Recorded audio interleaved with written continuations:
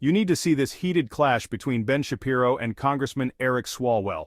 What started as routine questioning turned into a fiery showdown over immigration, abortion, same-sex marriage, Social Security, and even book bans.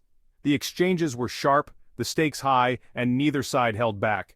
Stay tuned, and before we dive in, hit that subscribe button and turn on notifications so you never miss a political showdown like this. Mr. Shapiro, thank you for joining us today. I think it is important that you're here as one of the leading conservative voices in the country. And the country has, in the last couple weeks, talked a lot about and Googled Project 2025. It's one of the most Googled search terms right now. And you're not going to get any censorship from me. So I just wanted to know, from your perspective, I think it would help us understand, on just like a scale of 0 to 100%, how much do you support Project 2025? I think, like President Trump, I haven't looked all that deeply at Project 2025, but it seems that Democrats on this committee, sort of like Peter Pan and Tinkerbell, if they say Project 2025 enough, their presidential candidate becomes alive again. Sounds... Well, let's just talk about pieces of it, and I guess you can tell me if you support it. You probably want less bureaucracy, right? I do. I want less bureaucracy. You want more efficiency. I do. I want more efficiency.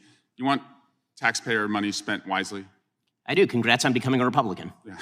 Yeah. My parents would be proud.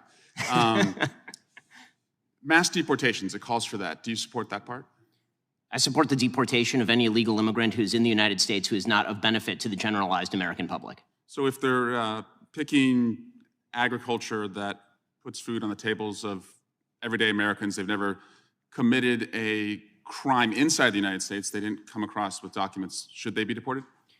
If they have not paid taxes and if their draw on the taxpayer benefits are larger than the contribution they are making to the economy, or if they're involved in criminal activity, they should be deported. How do we measure that?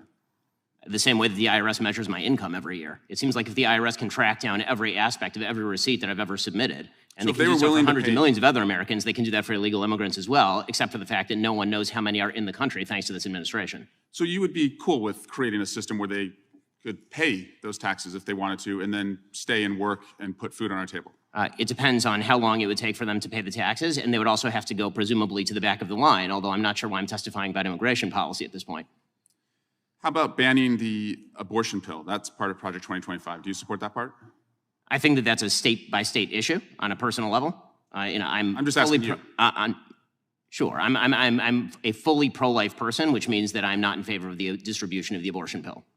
Banning same-sex marriage, what about that part? I am in favor of traditional marriage between a man and a woman, and I'm perfectly fine with anyone having any sort of voluntary sexual arrangement they seek. That's a different thing from whether the government should attach benefits to that personal relationship. Do you think it's a sin to have same-sex marriage? I mean, I'm confused. Are you asking me as a religious Jew what I think about biblically? I'm just asking, is it a sin to be gay? Is it a sin to be gay? I mean, how long do we have here? 2 minutes? I mean, if the basic idea is that sexual orientation is up for government regulation, I'm not in favor of the government regulating the private consenting sexual activity of adults. That is a different thing, once again, from whether the government ought to engage in actual benefits for particular sexual arrangements that adults make. But again, just you to me, is it a sin or not? From a religious Jewish perspective, orientation is not a sin, but activity is. That's also the same perspective of most major religions, so far as I'm aware. Okay. And how about cutting Social Security? Do you support that part of 2025? I'm not sure what Project 2025's position on Social Security is. I'm in favor of the restructuring of Social Security along the lines of privatization and lowering and increasing the retirement age, because you, as well as every other congressperson, knows Social Security is going to go bankrupt, and yet everyone seems to have an interest in lying about it for the next decade and a half until we have to take austerity measures or radically increase inflation or taxes. And bans against books about slavery. Do you support that part about? Why would I possibly be in favor of bans about books about slavery? That would be absolutely ridiculous. What I am in favor of is the idea that school libraries should be able to make decisions along the lines of what exactly is appropriate for, say, a seventh grader and whether they ought to be treated to cartoons and genderqueer. That's not quite the same thing. From his religious Jewish perspective, orientation is not a sin, but sexual activity outside traditional marriage is, a view he said many religions share. Swalwell shifted to Social Security, asking if Shapiro supports cuts.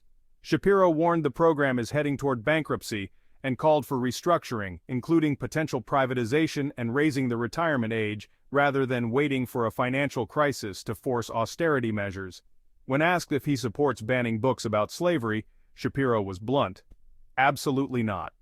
However, he argued that school libraries should ensure content is age-appropriate, especially regarding sexually explicit material, even in controversial books. The exchange ended with Shapiro reiterating his religious stance on homosexuality, warning about Social Security's future, and calling for responsible school library policies. This was more than just a debate, it was a collision of two sharply different worldviews. If you want more intense political showdowns like this, make sure you subscribe to Capital Insights and join the conversation in the comments.